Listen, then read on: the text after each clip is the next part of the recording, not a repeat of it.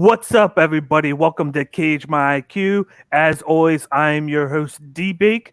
And joining with me today is a buddy of mine taking the spot of Jim for the week. Jim had a personal issue to take care of this weekend, so I got my buddy NJ Insight joining with me. What's going on, Insight? Just enjoying my summer, and on Twitter, check my timeline at NJ MMA Insight. I'm arguing with all the Conor fanboys that have now changed Conor's. Before he was the GOAT and most pinpoint. Now he's the toughest. Just so you guys all know, that's how the Conor dudes are all about. He's the toughest. And I try to work with them because I know that they love him, and I know love is blind, D-Bake. So I try not to be too harsh with them, but I always have to kind of get into it. So if you like somebody scolding some Conor fans or messing with them, get on my timeline. And, also shout out to Jersey MMA. The Jersey boys, I got their gear. I'll be getting your gear. I'll lead right into your segment on your gear. But these guys are www.jerseyboysmma.com rocking their shirt today. So, they can enjoy seeing it on somebody on TV. So there you go. Yep. But how about you tell everybody about yourself and where they can find you on Twitter? Yeah. So, again, at NJ MMA Insight is where I'm at on Twitter. I've been watching MMA since the late 90s. I attended a lot of the shows in the early 2000s when it was banned from Vegas. Met a lot of the fighters back in the day before it was the dark ages, when Dana White was skinny and had a gap in his teeth. I was at those shows at Taj Mahal. Watch every card, almost main UFC card. Still trying to get into the minor leagues a little bit. I cover some MMA on MMA Buds. We have the Rush Hour MMA. I do cover the Bellator with him, Jay Smooth, one of the most positive guys on Twitter. I do some cameos on shows like yours, and just trying to have fun with it. Be positive and give people some of my insight on what I've watched over 25 years. When a lot of people just got into this 5 years ago. So not going to tell them what to think, who to like, but I'll tell you what I like and what I think. So, yep. But before we get into today's topic, which is the preview for this Saturday's fight card, as everybody knows, this is Cage My IQ, the best place for MMA content. You can follow us on Instagram, Twitter, YouTube, and Twitch at the handles to the left. We have now partnered up with Art of MMA to form the Fighters First Network, as you can see to the left. So just go to the YouTube page right there at the YouTube handle there, subscribe to it, hit us up with some comments, and then like our videos on there. We'd appreciate it. And as always, I talked about this past couple weeks, we now have merch now. So all you got to do to get the merch is go to www.fightersfirst.shop.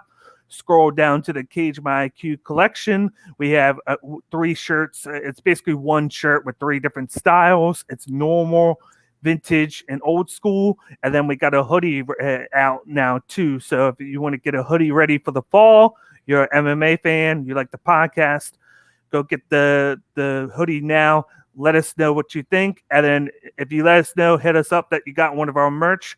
I will shout you out on Monday for the recap video. I'll give you a nice little shout out for supporting the show. But let's get started with the main topic right here on here.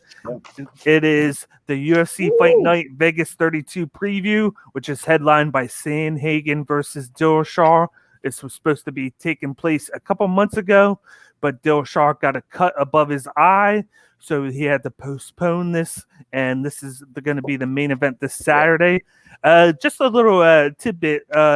What did you think of this fight card when it was announced basically a couple weeks ago, when they got the whole thing lined up and everything in itself? So, I was looking at it actually a couple of days ago. I didn't even look at it back then, but I really like it actually for a free card. Sandhagen, is an exciting guy.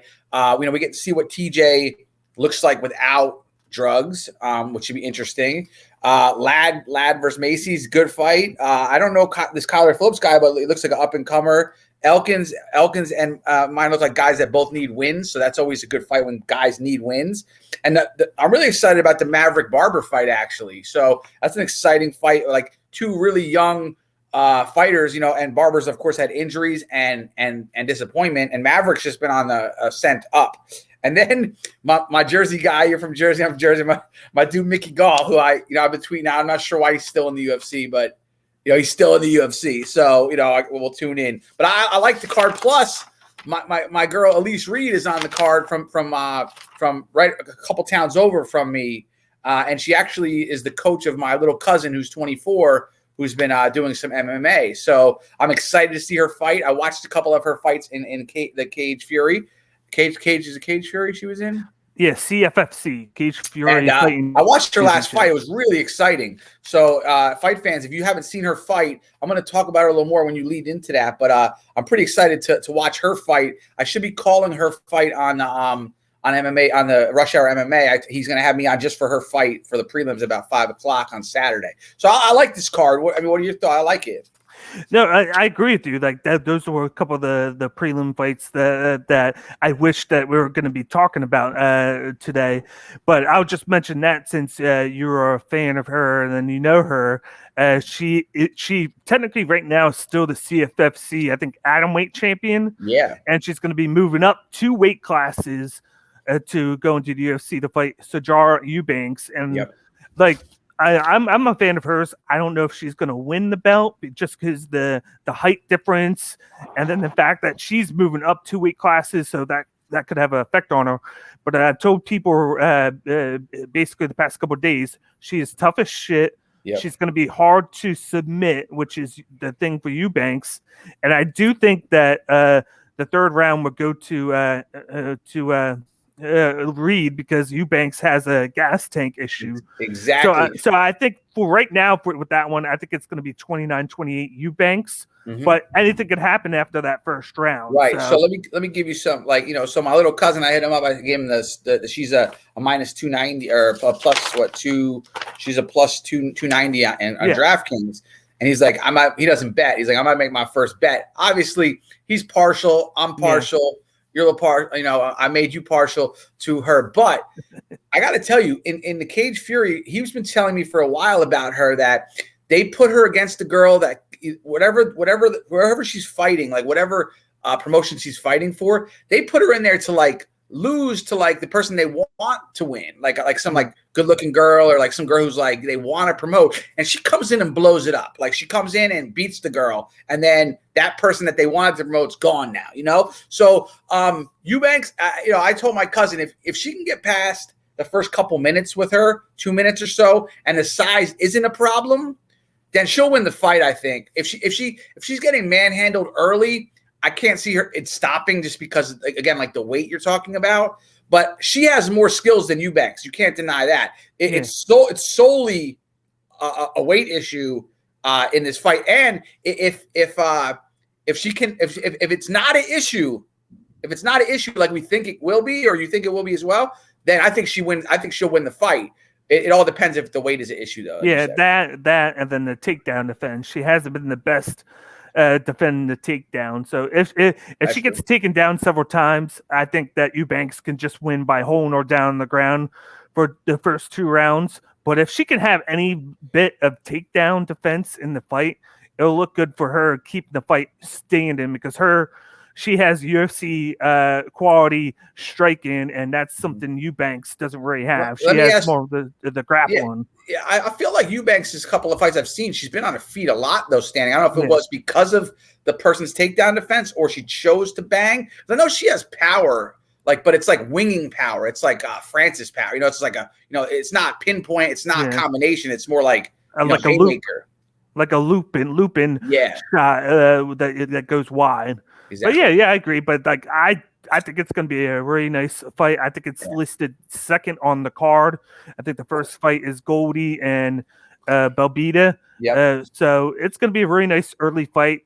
Definitely check that out. Insight wanted to come on and give his insight on that before we break down. Check out Elise, baby. Check her out. Break down this main card. But if you want to talk to Insight afterwards, definitely hit him up. Follow his page at New Jersey Insight.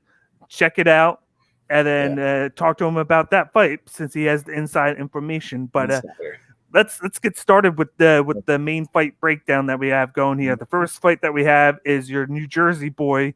We got a welterweight matchup between Mickey Gall, who comes in at 6-3 and is the plus 160 underdog, going up against Jordan Williams, who is 9-4 and is the minus 190 favorite. What do you see in this matchup? So I have Jordan Williams. I'm going to take him. Well, I haven't liked what I've seen from Gall in his last few fights. Just so you know, like a guy that I coach wrestling with, his younger brother wrestled Gall. Well, Gall was wrestling for Watchung Hills, and my buddy's brother wrestled for Central. My buddy's brother wrestled at Virginia Tech for a year, but he pinned him in like a minute 13 or something, like roughed up Gall. And I feel like, I don't know if he has some kind of contract with Dana White or what, but like I feel like because he beat CM Punk, for some reason he's allowed in off of some real bad performances. Yeah. So I'm going Jordan Williams. Just that I don't think Mickey Gall is really good at this. So I mean that's where I'm at. I don't see an upset. I see Gall losing again, and that's where I'm at. Okay, I got my notes that I got right here that I give out every week. Yeah, I got Mickey Gall. He's coming in he's improved his striking. He's staying stiff when fighting at times. He likes to go for the jab and left hook when people try to get inside of him. And he tends to telegraph his strikes a little too much.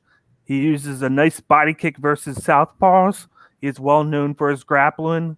He likes to go for single leg takedowns and tends to stall if he doesn't get it right away. When the fight gets to the ground, that's his bread and butter. He is good at taking his opponent's backs, and he likes to go for side control when he's in top guard. He has poor takedown defense, and he doesn't have the best gas tank. Usually, if he can last the first round and a half, and then he starts to tire out, and then you'll be able to take over if you have a really good gas tank. So if you can manage to storm early, it's going to look good for you at the end. And then you got Jordan Williams. He's moving down to 170 for the first time. He has like an issue. I think where he wasn't going to cut weight because of his medical issues, but he decided that he was going to try and move down for this fight and cut weight. So he's moving down to 170. He is a southpaw who tries to walk his opponent down and uses his straight left hand. He tends to overextend on his straight hand and his left hook at times, and has a bad habit of dipping at times when he tries to avoid feints, so he leaves himself open for damage. He goes for single leg takedowns, but has a habit of sticking his neck out when he goes for it, so a lot of fighters try and use that to their advantage and try to hit him while he's going for the takedown. His chin is really good, and he has a great takedown defense, but he takes too much damage in his fights. I think with this matchup, it kind of has a little bit of both sides to where they both have things in front of them. First, you got Jordan Williams. With him having a great takedown defense, it's going to negate basically Mickey Gall's takedowns. I think he's going to be able to stuff them and keep the fight standing. But then on the flip side, even though Jordan Williams is probably the better striker, on paper, Mickey Gall has a more crisp, like punches, that he gets off faster. And so I think at the end of the day, it's going to be a close fight, and I think that's where the gas tank's going to come into play, and that's why I'm going to lean 29-28 Jordan Williams by decision. I do think there's a chance that they could finish Gall in the third round. Yeah. But I just think because of the gas tank, I think Gall's going to put a lot in early. He's going to take the first round, and then the second round, the first half he'll take, but then he'll tire out. Then Jordan Williams would steal that second round, and then he'll wind up taking the third round with a single leg takedown. I mean, it's cool. You think his stand-ups improve. Gall's stand-up's hard for me to watch, so I hope you're right about that because it's been not good. So I guess we'll see. We both picked Williams though, so that we're on the same page. It's like any improvement is good improvement for Gall with the striking. So that's basically what I'm saying. All right. But let's move on to the second fight that we got on this main card. It's a women's flyweight matchup, which is pinned Maverick, who is 11-2 and is the minus 130 favorite, going up against our opponent Maycee Barber, who is 8-2 and is the plus 110 underdog. How do you feel about this matchup? Yeah, so when Maverick came in her first fight, I was like, all right, yeah, she's okay, And then I think she's, like you said, improvement. Like you're talking about Gall. Miranda has really improved, I think, in her couple of fights in the UFC. Barber, of course, when she was undefeated, was like the hype train. The Sean O'Malley. I mean, not in that way, but like looked at as like the next big thing. And then she blew her knee out in the one fight. And look. Like in some sports, you need to have like Eli Manning and the Manning boys have big bones. They could play quarterback. Like so does like Tom Brady. Like they could take hits. Like I feel like Barber and like Sean O'Malley. This might be a sport where their bodies are just. And my body's. I got thinner bones too. Like not made for MMA. I don't think. And I think maybe Barber, like Maverick, is made for it. Like I feel like her body type is built for MMA. Yeah. Barber, I think, is probably like has some more skills possibly, but. I think Maverick is like it's like a F-150 versus like maybe a Kia Stingray. The Stingray's got some speed and fast, but if it gets touched up by the Ford F-150, the F-150 is going to win that battle. So I got Maverick winning the fight by decision, but there's always a chance that she grinds Barber down, and I think she could finish her on the ground. But Barber is very skillful. Like this was a rookie of the year type person. So if she can regain it, then she'll be in the fight. But I got Maverick. So get to your notes, D-Bake. Yeah, I got Macy Barber. She is a southpaw who's aggressive and has average striking. She has wild box and intends to throw looping shots. She likes to come forward and throw hooks. She has slow leg kicks that are telegraphed and easily countered at times. She has a great clinch game where she throws knees and elbows to the body and face. Her takedown average, but she's really good on top guard when she gets her opponent down. She tends to be aggressive on top and likes to use elbows to the face. She's instinctive and powerful, but she has a bad habit of leaning back with her chin in the air to avoid shots. Then you got Miranda Maverick, who's a southpaw who has clean boxing hands that allows her to throw good combinations. She tends to finish every combination with a leg kick and likes to mix in straight elbows from a range. She tries to make it sure she has a lot to go with her from the striking standpoint. Her kicks usually are telegraphed with how she moves her hips, and she uses a lot of feints. She can be weak against fighters in the clinch. She has below average takedown defense and needs to work on her back. She has very good takedowns where she goes for double leg takedowns and uses a reactive double to set up a straight hand at times. She needs to improve cage presence since opponents have easy time pushing her against the fence, but she's been working on it time to time, and then I think that it could be something that she could try and showcase in this matchup. I think the big thing with this matchup is going to be with Macy Barber. You mentioned it basically with her blowing out her knee against Roxanne Modafferi, which basically she did that early on, and then that basically put her out of the fight. I think she came into the Alexa Grasso fight kind of scared at first, but then it's like you see her in the first 2 rounds, and she basically was shadow boxing. She was that far away, and she wasn't doing anything. But then in the 3rd round, she came alive, and she started to pick apart Grasso. But it was the situation where it was like a little too late. She knew she was going to lose. And it's like, if you saw that whole fight, she would have dominated Grasso, because I felt like she just had it all with when she attacks her opponent. That's what she's best at, attacking her opponent just head on, going after them, not this technical style that she was showing. But is she made for that? Like, will she be able to? Will her body hold up to that style? Because that is the F-150 style, and I'm not sure she's made to. That's her best way, I guess. But I don't know if she's meant to do that, and maybe that's why she didn't do that versus Grasso early. Yeah. She obviously had, in her head was tentative, right? And that's why she didn't get going until too late. Well, that happened again, and Maverick is not the person to do that verse. She's better than Grasso, I think. She's built tough. So are you going to go with the upset though, D-Bank? No. Like, she should be in the position to cause a big threat with Maverick. But I think she's not the type of person that fully listens to her coaching staff that she has there. Like you hear him spit out like notes and stuff to do, especially in the UFC Apex when there's no fans around. So you hear what they're saying. And then that's where they fought, like she fought Grasso, and they were like, "You got to get in there," and she did it. Right. And I feel like at the end of the day, the one weakness that Maverick has is the takedown defense is bad, and I don't think Barber's going to go for those takedowns. I just don't think she will, and I think it's going to keep standing, and that's why I think Miranda Maverick is going to win this. I think she might even like sprinkle in a little bit of takedowns on herself, because once Maverick gets Barber down, she's very good on top, and I don't think that Barber's going to have anything for it. I think I got Miranda Maverick by unanimous decision. I think she's going to win the first 2 rounds, and then just because we know how Barber is when she's down 2-0, she's going to come in with the game plan that she should come in from the start. And then she's going to steer that 3rd round. But I think it's not going to matter, and it's going to be 2-1 Miranda Maverick. Yeah, and that's disappointing.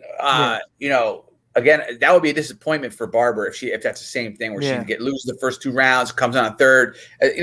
I do like the UFC not throwing her a bone though, like they throw Sean O'Malley. You know what I mean? And again, Mutan obviously put up a good fight, but Barber in versus Maverick, that's one of the harder fights she could have. You know what I mean? So I do like that though, and I like when 2 young fighters fight each other, like Conor and Holloway. Like I like when they pit the young guys. I don't like when they bring people along. So I do like this fight a lot.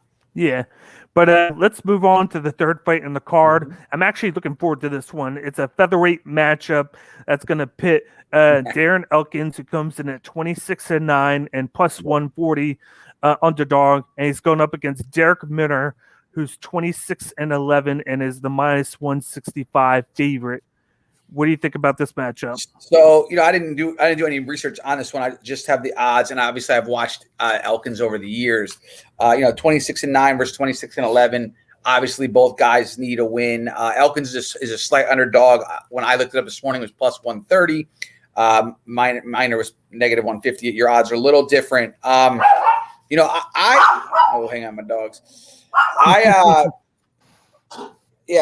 I'm leaning towards Elkins on his UFC experience, but he's taken a lot of damage over the years. Like his nickname is the Damage, but he's taken a lot of damage. So I'm leaning towards him getting the W here. I don't know if this is the end of his career or if it's the end of his contract coming soon, because he's been in the UFC for a long time. But I'm going Elkins. I'll go 2-1 decision as well. And again, Elkins always is in a pretty fun fight, even when he gets finished. So I'm going to go with Elkins though. Okay. First, I got Elkins. He has no athleticism at this point in time in his career. He likes to throw short combinations in range, and then he backs out of range before coming back in. He's very lead foot heavy and doesn't check leg kicks. He likes the double leg takedown when his opponents are on the fence, or the leg trip on the outside when he's in space. He needs to improve shooting for the takedowns from far away. He tends to start his run a lot far, so his opponents can kind of telegraph when he's going for the takedown. He has great submission defense and has great movement. He has a bad chin, but then he's kind of like Nate Diaz. He has too much scar tissue right now on him. Just like you said, his nickname's the Damage for a reason. He bleeds like Nate Diaz. Like he bleeds immediately. He walks in the ring, Elkins is bleeding. Then you got Darrick Minner. He throws everything with intent and tends to be sloppy when engaging in the pocket. He likes to throw the lower calf kick a lot and has a wind up on it, so he tends to make it a little too telegraphed. He's a really good scrambler and goes for guillotines a lot of times, but needs to pick the right time to go for them, not just spam it way too much. He likes to go for the body lock into a leg trip, and he likes to go for a single leg takedown. He moves well when on top guard and is too comfortable on his back when going for clinching. He slows down after a round and a half, and he's too aggressive early in fights. This is like a tough one for me because I don't know if you know, like in his last fight, I actually interviewed Darrick Minner after he beat Charles Rosa. He basically dominated the whole fight, took him down, and Rosa's a hard guy to keep down. And then he locked in a bunch of guillotines and rear naked chokes on him, and Rosa was able to just withstand and not tap. But he got dominated that fight, and then Rosa just came back and won. I think this is going to be a tough fight for Elkins because of his age, and I think he's just going to be able to get taken down a lot early. And with the scar tissue, Minnow likes to do a lot of work there. It's going to come down to like whether he can withstand that barrage of guillotines on the ground, and I think he doesn't. And I actually got this as a Darrick Minnow winning by round 2 submission. Okay. So, hey, sounds good. I wanted to put one dog in there, and I thought it's a close line. It's a close fight, and we'll see if experience will pay off or damage will be the end game. Because athleticism, like you said, and the damage he's taken.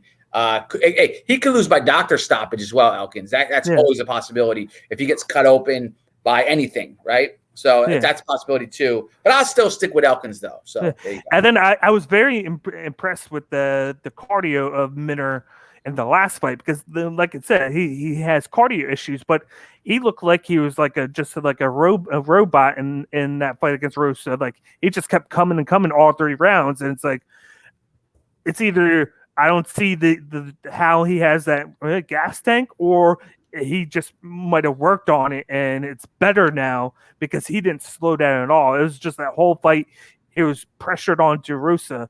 But if he does have issues this fight somehow with the gas tank, I would say you can probably about live betting Elkins in round 3 to go into round 3.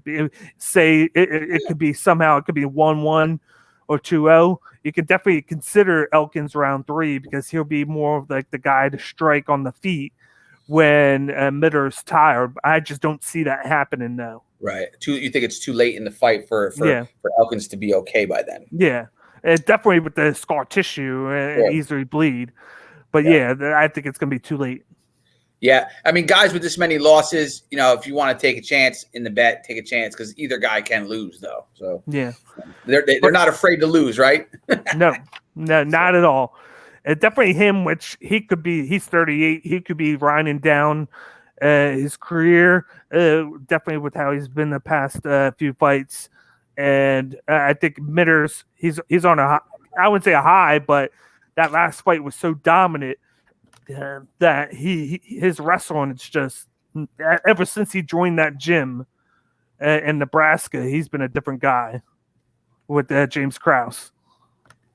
Sure. But let's move on to the next fight on the card. This probably is going to be it was the easiest fight for me to decide. This was a bantamweight matchup, which sees Kyler Phillips coming at 9-1 and the minus 270 favorite, and he's going up against Raulian Paiva, who is 20-3 and is the plus 220 underdog. What do you see with this matchup? So I was looking it up right now. You got the Matrix. Kyler Phillips. This is like his 4th fight in the UFC. Versus, it's similar pedigree here. This is this guy's 5th fight. He was in a contender series, I guess. He lost to Kara France, who people love on Twitter, by the way. I got Kyler Phillips here. He's a pretty big favorite. 9-1. So looking at his stuff, he has a couple finishes, but he looks like he goes to decision a lot. So I'll go 3-0 him, Kyler Phillips by decision. This is the easiest one for you, so I can't wait to hear what you got to say. Oh yeah. First, I got the notes right here. You got Kyler Phillips. He can be pressured up on the fence. That's one thing to knock against him. He has the karate background / stance, and he has great striking. His movement is crisp, and he likes to go in and out with it. He usually dictates the pace in his fights, and he likes to throw blitz 1 and 2s a lot. He likes to throw spinning kicks and use the leg speed to attack his opponents first. In the takedown game, Kyler likes to go for the double leg takedown And when on top, he has smooth transition into ground and pound. He has top-notch stand-up, and he has a great Brazilian jiu-jitsu game. Then you got Raulian Paiva, who likes to walk his opponents down and walk on his front foot. His movement tends to be predictable, and he uses the walk-ups to set up his shots. When striking, he usually stands in place and throws when his opponents go inside of him. He does not move his head at all off the line, so he tends to take too much damage and leaves his hands down, which is just a double no in the sport. He likes to lead with the right hand hook a lot. Paiva's chin is very strong, and he has sneaky power. One thing he needs to do, though, is to improve his defense versus the leg kicks, and then to try and get his head off the line, like I said before. This matchup, just in itself, I'm easily leaning towards Connor Phillips. I think I'm going to go with the round 3 knockout. Nice. I interviewed him last month, which was probably one of my favorite interviews. He's a low-key guy. He's very confident in himself. And I've done research on like his fights. And usually he averages like 2 takedowns a fight. I almost said game, but takedowns a fight. And then he averages anywhere from to 100 strikes a fight as well. So it's not just, he's not one dimensional. He can get you with the takedown game, and then he can get you with the striking game. But he has that karate background, and then what Paiva is weak against are the leg kicks. So just in this matchup, I'm going to see a lot of leg kicks coming off of Phillips. He does anywhere from like 3 to 4 different leg styles that he can do. He likes to do a lot of spinning kicks. I just think he's going to pressure him with those, and he's going to use that to get the takedowns effectively, because Paiva is going to be thinking about the leg kicks and then the stand-up too much, and that's going to leave his defense down for the takedowns, because of course he has his hands right down on the thing like that, going for his offense, and he's just going to get dominated in this fight. And if he doesn't get that round 3 knockout, it's going to be easy 3-0 victory for the Matrix. I do love when you like interview somebody. You always become like, this is your guy, man. So yeah. I'll take where we agree again. So the only one we haven't agreed on so far is Elkins, and that's like a pick 'em. So yeah, all right. But let's move on to the co-main event of the evening. Right here. This is a very interesting matchup. We got a women's bantamweight matchup, which sees the return of Aspen Ladd from a 19-month layoff. She's coming in 9-1 and the -180 favorite, and she's going up against Macy Chiasson, who's 8-1 and the +155 underdog. What do you see in this matchup? So, Chiasson, like her stock was okay with me probably till we saw Renault fight this last weekend, because her last win is Renault, and Renault looked pretty bad. So, like that win doesn't count as much as it probably did. I think Renault was on her way to retiring, and was in retirement mode, last weekend. Now they have a common opponent in Lillian Landsberg. Ladd beat her, and Chisholm lost to her.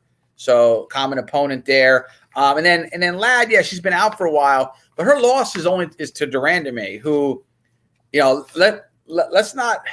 It's hard for me to give somebody when they get a loss to like give them props. But when she fought Nunes, like Nunes wanted to outstrike her like she did versus Holly Holm to show she can outdo that, like kind of like John Jones did to DC. I'm going to out wrestle you if I can.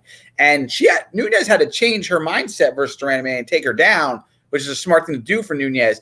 But nobody makes Nunes change her plans, and Durandame did. Yeah. So, yes, Ladd lost to her, and Durandame lost to Nunes, but that's the pinnacle, right? So Durandame is a loss that you can stomach on your resume if you're Ladd, and she's also young Ladd. Landsberg, that loss for Chisholm is not a good loss. You know what I mean? That's not a loss that you can write anything home about. I mean, nothing is really good about a loss, but I think Ladd is probably the better fighter, and she's just really massive too. She looks so big to me. So I'm gonna go Ladd. I'll throw a second round finish of some sort in there for Ladd. So Okay. That's what I got. What do you got? First, we got Aspen Ladd. She likes to walk her opponents down and get in their face. She tends to follow them around the cage instead of culling them off and doesn't move her head off the line. She has a boxing background and likes to lead with the left hook and throw straight right afterwards. She has a nice leg trip off of a body lock. She has good aggression and has great ground and pound when she's on the ground. She is hittable at times. It is too predictable with our game plan, but she can throw for a lot of volume. So she has the volume on her side. Then you got Macy Chiasson. She likes to fight in the clinch often and move forward. She throws elbows and blitz 1 and 2s. She likes to use a double leg takedown and has average takedown defense. When on top, she tends to overextend herself and puts herself in situations where she can be submitted when facing good BJJ opponents. She has good frame and natural power. She tends to get out-muscled inside. And she has poor get-ups from the mat and doesn't use her height to her advantage. I think there's a couple of different situations with this matchup that has me thinking which way to go. First thing is, and when you look at Aspen Ladd, you got to think who her teammates are. One of her teammates is Miranda, who is the last person to fight Macy Chiasson, and then she actually had Chiasson struggling against her because I think Chiasson lately has been doing this thing where she likes to clinch a lot and get into these hard grappling fights. When she should just be staying there using her length, throwing a little bit of kicks, and then using the distance game. But she doesn't follow that. She hasn't for the past couple of fights. And I feel like that's going to be a bad thing for her. But then Aspen Ladd, she's been out for 19 months. So I don't know what to expect from Aspen Ladd in this matchup because of the long layoff. But she could definitely pick Reinu's brain and see what she can use for that in this fight. But I think if Ladd just follows her around the cage, I think she could get caught in a bad situation. If she can catch her where she's going, that's going to be great for her because I think Ladd take her down and wind up winning by ground and pound. But it's going to be basically a situation where who's going to get their game plan started and then get that initiated first. Right. And will Chiasson just abandon her game plan right away like she's been doing and then just try and go into the clinch a lot? Because if she tries to go into the clinch, that's going to be Aspen Ladd all day. And then that's why I'm going to go with Aspen Ladd. And then I'm going to go with round 3 knockout. Nice. Yeah, and Chiasson is tough. I mean, she hasn't been finished. So we both have her getting finished, which, we're both kind of going out there, I guess. I guess it's our confidence in Ladd. But again, that layoff is can make you nervous. And that's why the betting line is probably closer than it could be, I think, and that win versus Renault, I look back at Renault lost 5 in a row to end her career. So that's not that quality of a win. So I think you're right. If Ladd gets going and her game plan is able to be implemented, then Ladd will probably the fight shouldn't be as close. No. And if she stalls or sputters, then it'll be close. And but Ladd could still win that too. I think the safer bet, if you want to go safe, you go with Ladd by decision because of the volume that she could put off, which would help out. But I just have a feeling it's going to be a knockout. But if you want to go with the safer bet, go Aspen Ladd by unanimous decision. Boom. Yeah, but let's move on to the main event of the evening. This is why we're here. I'm looking forward to this one easily. We got a bantamweight matchup between Cory Sandhagen, who's coming in at 14-2 and is the minus 180 favorite, and he's going up against TJ the Snake Dillashaw, who is 17-4 and is the plus 155 underdog. Did you call him the Snake? Yes. Call him the Snake? All right, that's not a real nickname, right? No, that's just my nickname. All right, yeah, and I got to tell you, that picture, he looks real young in the picture too that you have up. So TJ really is a disappointment for me in my MMA fandom. I won some money off him when he won the title versus who did he win it off of? Cruz. No, it wasn't Cruz. Garbrandt. No, it wasn't Garbrandt. He won the title off the Brazilian guy who was doing really well at the time. He knocked him out. He was a big underdog. TJ was a plus wasn't it Renan Barrea? Renan Barão. Yeah. So he went off Renan Barão. He was a big underdog, just so you know, when he came into that fight. And I won money on that because I had faith in TJ then. What really annoys me as a Jersey guy is that, and I was just talking to somebody. I'm doing something. I was talking to somebody online about this, how high his EPO levels are. And you have to wait till I'm done. What I'm disappointed about is he's showing his refrigerator, and in his refrigerator, he's got all these like little containers of like how his diet is and how he's changed his diet. He's just really like lying to me, like to my face, like showing his refrigerator and like showing how he's like changed his ways of how dieting and getting all this oriented. And I feel like I don't like when I saw that kind of stuff. You get popped for performance enhancement is one thing, but like you're like lying to me. I was a fan of his. I really have a hard time even like looking at him now because of how high his EPO levels were. He reminds me of Antonio Margarito from boxing, where his levels are so high, he's trying to hurt a coworker. And like these guys are coworkers, you know what I mean? Like these guys work together. Yes, Derrick Lewis isn't going to be pulled off of Curtis Blades until the ref stumps in because that's his job, even though he could hurt Curtis, right? But like when you like wrap your gloves in cement or take that level of EPO, you're not masking another drug like a recreational drug. You're like on EPO to the gills. I feel like you're really trying to hurt your opponent who is your coworker. So I don't have a lot of even if it's Henry Cejudo, by the way. I don't really have a lot of patience for the snake Dillashaw. That being said, Cory did knee my Jersey man Frankie Edgar's head into orbit. I'm hoping Sandhagen will do that to Dillashaw. Dillashaw is similar size to Edgar. He's like he's not tall, he's not large. I guess he's a little taller than Frankie, but I'm hoping Sandhagen does the same thing. There's a strength that I don't like TJ. I can never forgive him for his EPO. Even if he wins this fight, I'm not going to be a TJ fan. I'll never bet on him. I'll never say much positive about him. I don't like him. So Sandhagen is a minus 190 from DraftKings this morning. I have him knocking out Dillashaw in the second. And I do think that, when these guys come off EPO, when USADA first came in, D-Bake, a lot of the Brazilians were on it, and there was Americans too. But the Brazilians almost didn't know how to fight without having it. They had to like refine themselves, and only a couple were able to do it. RDA, I think, I never popped for it, but like a lot of those Brazilians, like this is part of their stuff. And I feel like Dillashaw, we're going to see what he's really about. And I hope he's about getting his head knocked off. So that's where I'm at.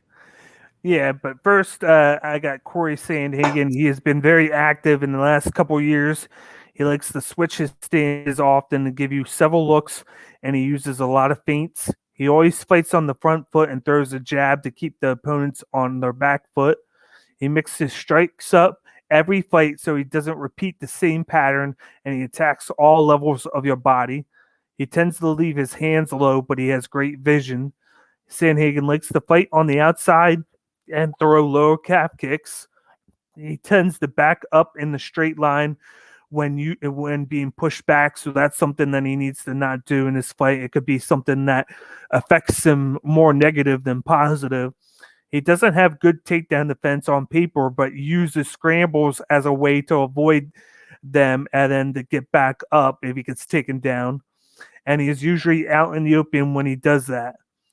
He has good cardio vision and footwork, but then his chin is decent, and his striking defense is really good for his height. You get these guys that are big, but then they are very susceptible to knockouts because of it, because people can game plan a certain way to hit their chin, but he's not one of those guys. Then you got TJ Dillashaw. He's coming in. This is his first fight coming back from the suspension. He likes to move around a lot, uses a lot of feints and switches stances from time to time, but it's more of not just very often, it's certain situations. He has a good tendency to drag fighters into his game plan. He slows the pace down and uses more technique. He does most of his work in the pocket and looks for the counter too. He goes for odd entries to get into the pocket and throw his head kick and counters. He uses the switch stance, like I said before, to help close distance and then use body kicks right away when close. His striking defense is really good. He uses a wide base while fighting and tends to eat too many kicks. He has a habit of being open for takedowns when he throws his naked kicks. And then TJ likes to change levels on takedowns and go for reactive doubles. He's a hard fighter to keep on the mat, and he has work to do on top guard where he only goes for ground and pound. But then he has a great IQ, great instinct, and good cardio. In this matchup, though, like this was kind of tough for me at first because even through all that TJ Dillashaw has done, like with the steroids and how is he going to be, he still has the traits of being a good fighter. He has the cardio, the speed, is the strength. He has it all. But in this matchup, it's going to be tough because Sandhagen has the height and he knows how to use it. Yeah. And then he's just tough as nails. He takes everything. The one weakness that I think Sandhagen have is he always leaves his back available. That's how Sterling beat him, was he was able to get to his back and then submit him. But before that, Sandhagen was looking pretty good against him. He came back. He freaking pieced up Edgar with that knee, and then he has looked good just in general. I think one thing Sandhagen does have to watch out for is when, like I said, when he's moving backwards. Maybe this is the fight we see TJ Dillashaw use the takedowns. Because when he moves back, he could be taken down. Yeah. And that would be a weakness for Sandhagen. But I think just at the end of the day, it's like with just the craziness of stuff that he puts out, and he never repeats what he does. It's going to be hard for me to go against Sandhagen in this matchup. But I think because he's active, and we don't know how Dillashaw is since the suspension, and this is going to be his first fight back. And there's going to be a lot of uncertainty with him. So, like for me, I'm going to round 4 knockout by Sandhagen. I think he's going to be able to just do a lot of damage. He's going to attack the whole body. He's going to pressure forward onto Dillashaw. And then at times, he's going to just use his length. He's going to use his length, hit him from a distance. And then the big thing I like is he was talking about when he gets into like this wide stance, Dillashaw. If he does that a lot, it's going to be a lot of leg kicks by Sandhagen. He's just going to hit those legs and try and slow him down. It's just a lot of different things that Sandhagen can bring to the table that we don't know how TJ Dillashaw is going to be now that he's not on the juice now. Right. So if he does, if TJ does win this one again, this is not a bone thrown again to somebody. Like Sandhagen is dynamic. His angles are really good.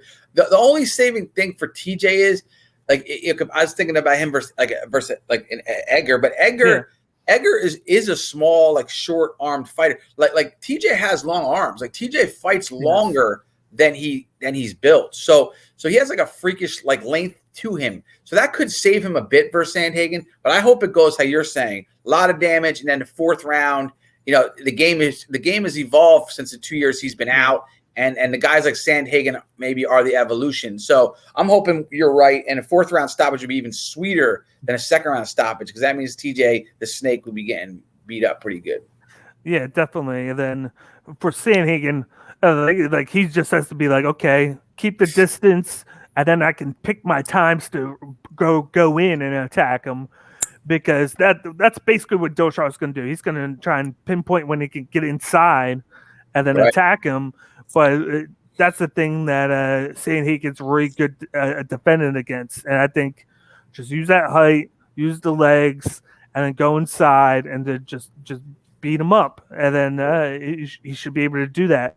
But if you want to get if you feel like TJ Dillashaw will win, like one thing I would think of is look into like a late submission by Dillashaw. I would look into that, like a win for Dillashaw by submission off the back. I wonder what's the spread. What's the spread on Dillashaw by submission? Because that could be some money in that if you're willing to make money off TJ, which hey, maybe eventually I'll get to the point where I'm okay with making money off TJ. Yeah. Oh yeah. Got a long way to go. But that's a thing to keep like a mind off. But like just like you said, we're going by like a knockout by Sandhagen. That would be like the top there. Then it would be Dillashaw by submission if you're just not confident in Sandhagen, which I wouldn't know why, but some people are confident in him, and then I would tell them shoot for Dillashaw by submission because that's the back is a weakness for our guy Cory Sandhagen. Right. But that will wrap up this preview of UFC Vegas this Saturday night on ESPN Plus, I believe it is. I think it's an early card too. Yeah, and there's also a great Bellator on. So I've always promoted my Bellator. Bellator's two best fighters are fighting that they have in the stable. Maycee and Pitbull are fighting each other Saturday. I think that's after the UFC possibly. So tune into that too, fight fans. That's going to be a great Bellator fight. I mean, they put up their two best fighters. Actually, it works out better because I think that's next week. Is it? I think it's the 31st. Oh, let me see that. Let's just check that real quick. Yeah, I think that's Bellator. Which would make it even better. Yes, it's the 31st. Okay, all right. So even better then. So we don't have to worry about it. Yeah. So yeah, you 263. Yep, you're right. Yeah. July 31st. I'm wrong. Don't tune into that this weekend. definitely check out next week because I'm going to be putting out a video for that of my of my preview, and then I'm sad that Rufi Stotts and Magomed it just got canceled for that. They didn't say why, but that was going to be on the main card for that fight. So. I'll if I figure out why, I'll post on the Twitter handle and let everybody know. But it's undisclosed as of now. But just tune in this Saturday for UFC Vegas for all of our picks that we have on here. I'm going to be coming on Monday to recap it, so I can let you guys know how good or how bad I did. I've been doing good the past month. All right. So definitely. Check that out. Check New Jersey Insight on his Twitter handle right there at New Jersey MMA Insight. Follow his page. Check him out. Check his shirt out. He's been making shirts. I got his shirt. I wore it the other day. So check that out. Check my merch out. Get your shirt. I'll get your shirt too. I haven't got your shirt yet, but it's next up on my list to get. And check out my girl Elise Reed, and make sure you make this a clip for us. I can retweet it because Elise only has 150 followers on Twitter. She doesn't follow me back yet, Elise. I'm after you. But that being said, get in early on these fighters. If she wins this weekend, it's going to be like a Mouton thing where Mouton has 23,000 followers. You want to get in Elise Reed early on Twitter.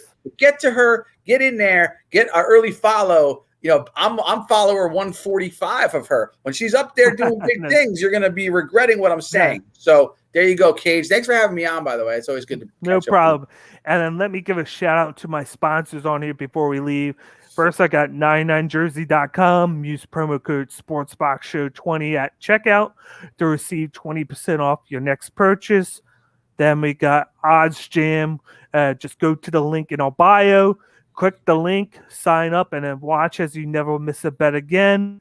Oddsjam is the place to go if you're just learning to make bets. They have several different lines from different places that you can choose from for the certain bet you want. So once again, go to the link in the bio of this video, click it, sign up, and then enjoy the ravishes of never losing a bet again. And then lastly, we got High Tide Herbal. Use promo code CageMyIQ10 at checkout to receive 10% off your next purchase. High Tide Herbal is owned by owners and athletes who specialize in speedy recovery.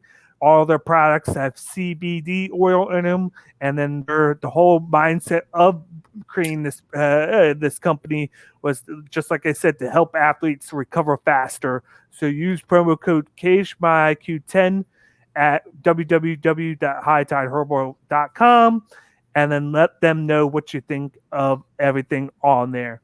But once again, this was Cage My IQ. This was the UFC Vegas 32 Cory Sandhagen versus TJ Dillashaw preview show.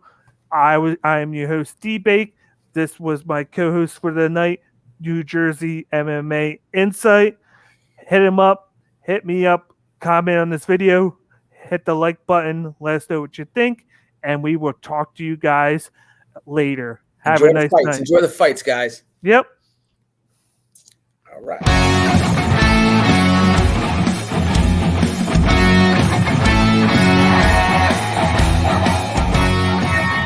I have myself muted at the end. All right, man. Oh, my.